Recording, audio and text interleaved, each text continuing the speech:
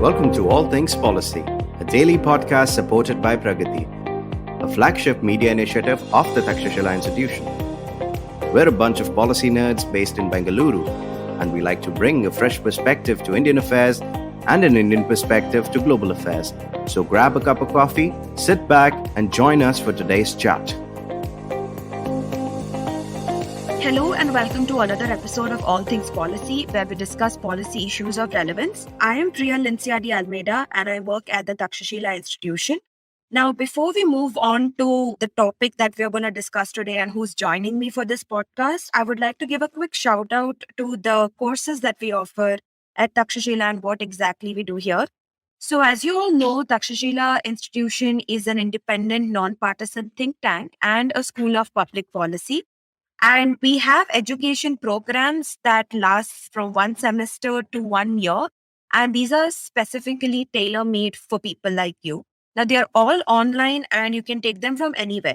Currently, the admissions are open for our 12-week graduate certificate program in public policy, defense and foreign affairs, and technology and policy.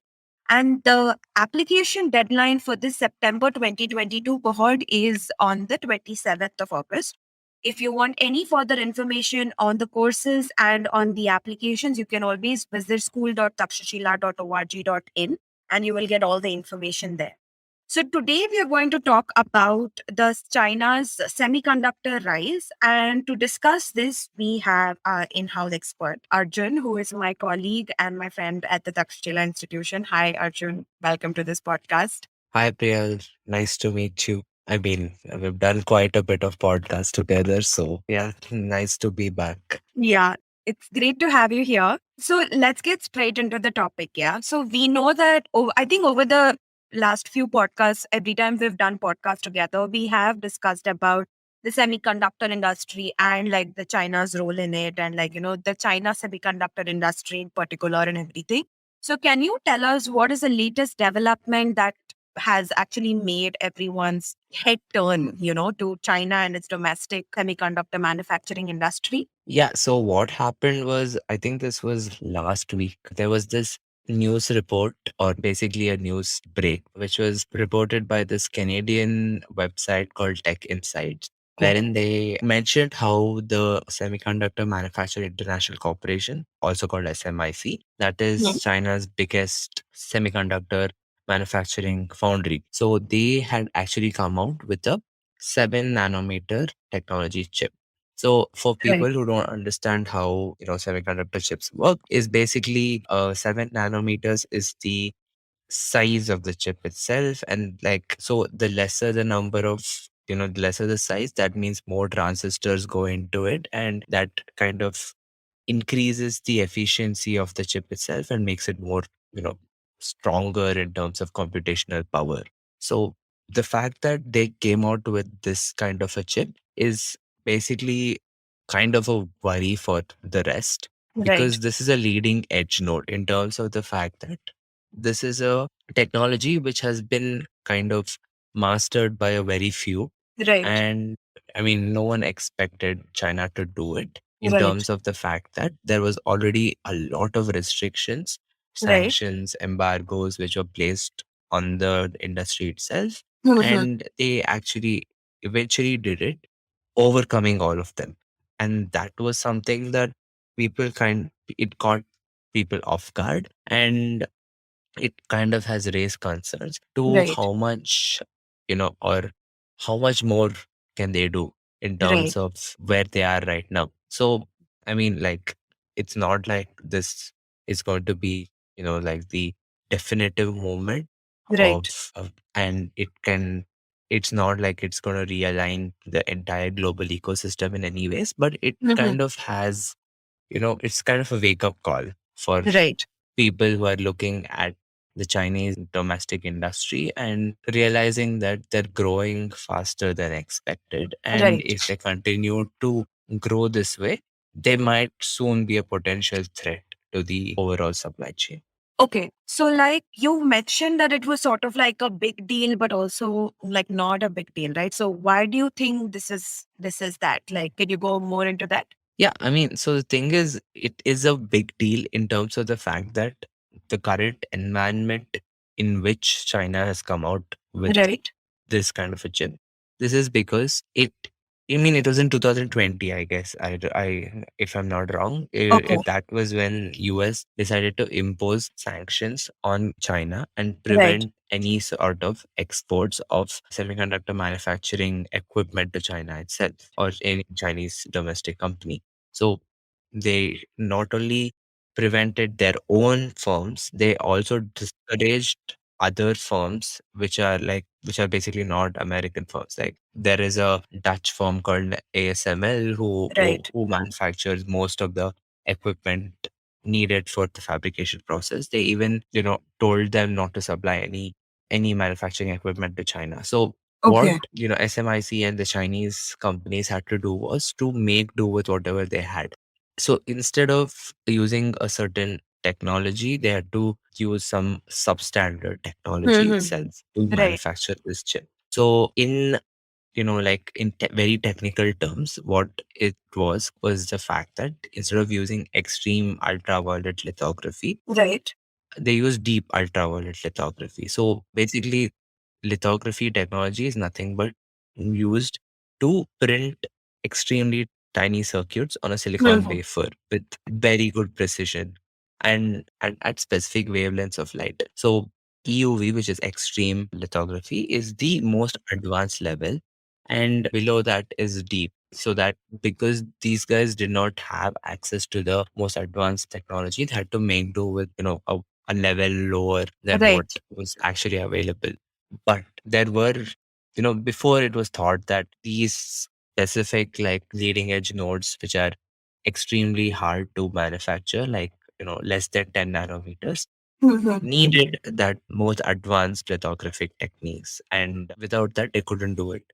But, like China has showed that they've done it. So that Right. is something which kind of, matters a lot in terms of Mm-hmm. the fact that even with the existing sanctions, Right. they've managed to kind of pull off something which people thought they couldn't. They wouldn't be So able. Yeah. yeah, in terms of that, it is a big deal. But Right. in terms of why it's not a big deal is the fact that this is not, as I said, it's not a definitive movement in the Right. semiconductor industry itself. Like, because this specific technology has been in the market from 2016 when Taiwan Right. first came out with it. So they're anyway 6 years behind, Right. even when they actually kind of did it.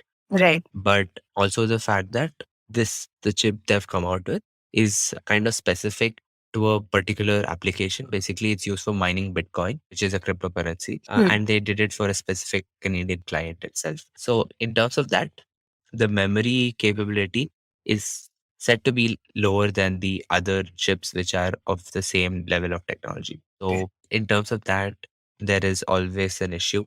And also the fact that what is the production capability and capacity which Chinese firms have is something we don't know yet. This might have been a one-off thing wherein they've done, I mean, like, I don't know, a batch of chips, but can they produce it on a large scale basis? Can they churn Mm-hmm. out these kind of high level technology chips on a regular basis and export them? We don't know yet. Right. So in terms of that, it's not a very big deal. Big deal. In Okay. Yeah, so it's not like China has overtaken the rest and become the undisputed leader or anything like Right. that. If you look at the market share, the semiconductor market itself, there is a strong disparity. Like US leads with 54%, almost, give or take, followed Okay. by South Korea, which is around 20 to 22% of all sales in the Right. related to semiconductor products. And China is still at 4%.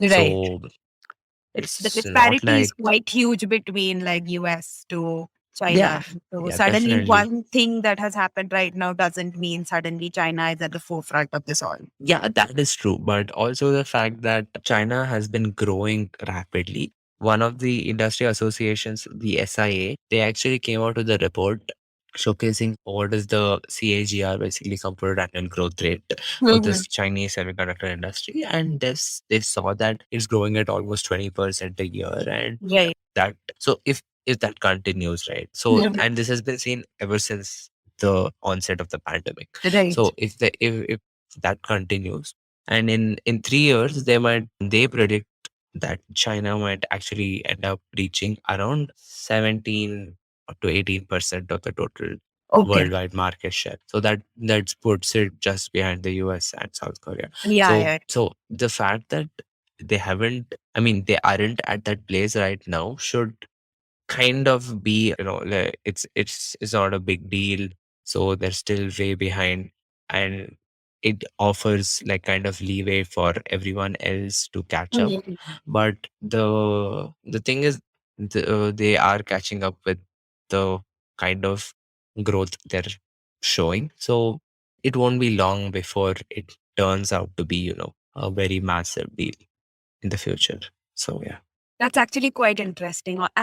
And also because, like, at least over the previous podcasts that we've discovered, China's growth is also something that needs to be noted, right? So you Yep. can't really ignore their growth, and you've also given us the numbers of that growth and stuff. So now, before actually we move on further into other questions, let's take a short break and we will be right back.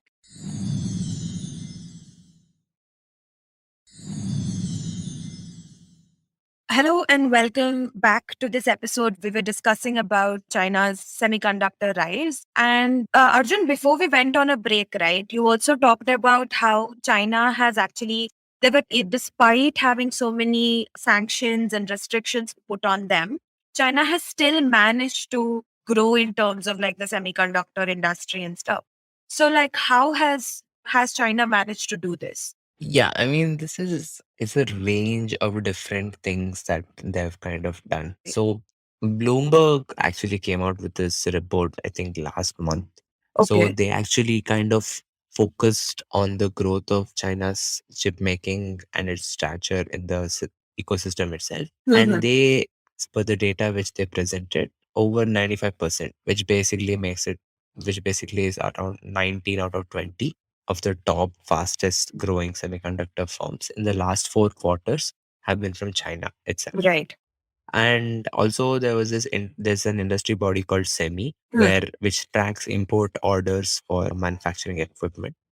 And they've seen that China has kind of imported way more than anyone else in the world. And imports have actually risen by 58% in the last year. So one thing what these guys have done is basically use the sanctions to their advantage in terms of building up domestic capability. Until now, they were importing everything. Like they were huge importers of finished semiconductor products. They were a big market for all other companies, including the American firms. So when the sanctions were, kind of levied on them, there was this program started by the government. It was called the Little Giants program. So they wanted to support domestic firms and build tech giants within the country. This is similar on the lines of Huawei, Alibaba, and stuff like that. So basically create firms which could compete at a international level. Now, you might think that it's a protectionist measure and which encourage kind of make in China stuff and to reduce imports. But this actually kind of built up their capabilities in terms of, having their own IP, having their own like product from scratch. So they became exporters. Now, Chinese exports have been rising in the semiconductor industry itself, and that is why their market share has been increasing every year. So, one thing is the fact that the pandemic itself actually kind of helped in terms of that whole chip shortage which occurred because the supply chain kind of broke down due to the pandemic. There was a lot of shortage in chip supply, but Chinese foundries were running at maximum capacity even at the height of the pandemic. I mean, we do not know what exactly happens in their cities. So that's something we have very little idea about. But one thing is for certain is that they were running these foundries at full capacity at that point of time. So the pandemic and the chip shortage helped, wherein Chinese firms could actually cover for the rest who couldn't supply. So basically, many firms who could not, end up actually getting finished products due to the breakdown in the supply chain and couldn't export. All that business went to Chinese firms. So in that way, it actually helped them. And one more thing is just the fact that they're targeting growing markets. So one thing especially is artificial intelligence enabled chips. So basically, this includes chipsets which are enabled with AI training algorithms. So you can see these you can see these in applications around us right now. So, like autonomous driving cars, agricultural monitoring systems, like rainfall prediction systems, and like all that stuff, like even traffic light monitoring, and all that. So, these use kind of AI algorithms built into the chip itself. And that is basically it. So, that has been growing a lot. And as per a McKinsey report, basically, the market for AI related semiconductors is set to grow at an annual rate of 18%, which would eventually translate into 20% of the entire market, semiconductor market. And this would be almost $67 billion in revenue by Wow. 2025. So China is right behind the US in this. So one thing for which works for them in this case is the fact that they do not need high technology like to you know integrate AI algorithms into the chip itself. They could do it with lower technology, which they've kind of built some kind of expertise in. So that has helped them. So in this way, it's just the fact that they've looked at where they can tap into niche markets and kind of build their expertise in these kind of markets. So it's a combination of factors, of course, but it is important to note that despite sanctions, the pandemic, the chip shortage, And the and restriction. everything, Yeah. yeah, all those restrictions, they have managed to overcome that and Yeah, yeah. growing at a rapid pace. That's Right. So now that you've said, like, despite all of these sanctions and restrictions and the pandemic, all of it, they've continued to sort of soar high and sort of like establish the semiconductor industry and establish a name in the world for this. Like, is this, and with the newest development that has happened and everything, is this like a wake up call for its rivals? And can they do anything to prevent its rise in any manner or in any form? yeah. I mean, that's something that we just have to predict. We do not Okay, know yeah. whether it'll work because I mean the U.S. government predicted that their sanctions would work, which Right. clearly did not. Yeah, yeah. Yeah. So, in terms of what the others can do, is actually kind of increase their own market share in terms of. So, the thing is, now the market share of other players has been constant for a while. And Right. actually, the pandemic actually hit most of the other countries very hard. Taiwan suffered, Japan suffered, EU suffered. So, it's either been constant or going down the market share of these countries. So because it's going down, China has been able to kind of reap the dividends and increase their own share in the market. Right.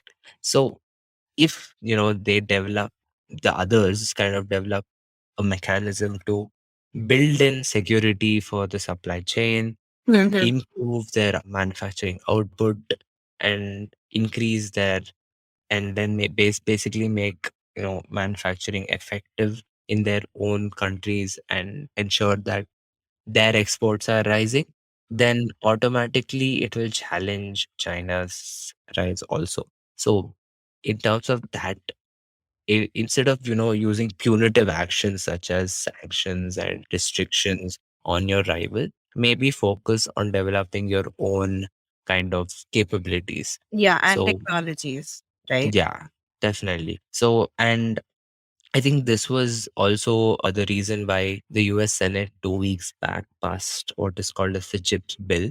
So that bill actually, wanted to actually introduced around $52 billion in subsidies and financial incentives for semiconductor manufacturing firms. to ramp up its own output Right. in the chips sector. So in that way, I mean, like, of course, we do not know whether subsidies would actually lead to increased manufacturing output, but US has clearly understood the fact that instead of, Sanctions and using putting yeah any restriction. using punitive actions, it's better to focus on their own industry and Right. make Better. it and strengthen it. Yeah, and strengthen it, because if you can do it, then you can strengthen the entire supply chain. And now, because there is so much multilateral engagement which is happening, it can help when everyone else comes together and Right. builds the supply chain or strengthens the supply chain itself. So that is basically what you can hope for, because if you try anything else, it might kind of backfire the way it did with sanctions. Yeah.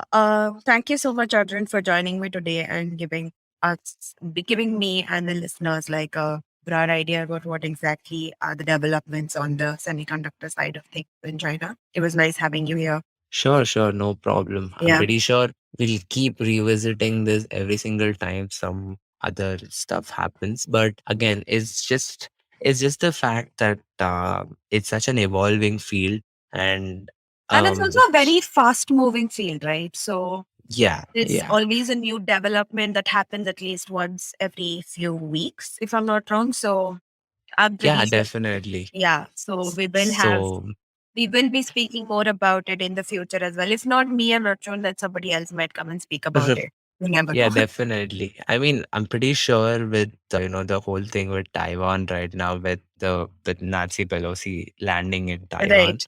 and there were reports that she actually met their semiconductor companies' heads, like Oh, wow. TSMC's Okay. head. So it's it's becoming a major factor with Right, right. all in international affairs. So yeah, I think it's gonna be a Recurring something. It's topic. gonna be it's gonna be a recurring topic and something to watch out for. So yeah, let's keep our eyes open for whatever And happens fingers next. crossed. Yeah. Yes, Okay. fingers crossed. Okay. Thank you so much, Arjun, for joining me at this episode today. And I hope our listeners had some fun and some information headed out to them. Please listen to more podcasts from Takshashila at All Things Policy. Thank you. Bye bye. Bye bye. See you. If you liked our show, don't forget to check out other interesting podcasts on the IVM network. You can tune into them on the IVM Podcast app, ivmpodcast.com, or wherever you listen to your podcasts. You can also follow IVM on social media. The handle is at IVM Podcasts on Twitter, Facebook, and Instagram. And hey, if you'd like to dive into Takshashila's research on technology, strategy, and economic affairs, check us out at our Twitter handle at Takshashila INST or our website takshashila.org.in.